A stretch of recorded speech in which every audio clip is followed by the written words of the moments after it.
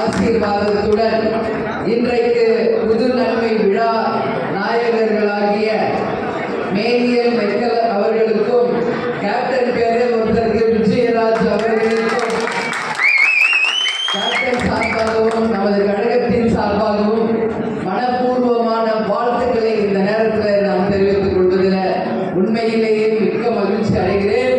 2 குழந்தைகளுமே நல்லா படித்து 14 செல்வங்களை பெற்று பெறுவாள் வாழணும்னு சொல்லி இந்த நல்ல நாளில் இந்த அத்தனை பேர் ஆசீர்வாதத்தோட அவங்க நல்லா இருக்கணும்.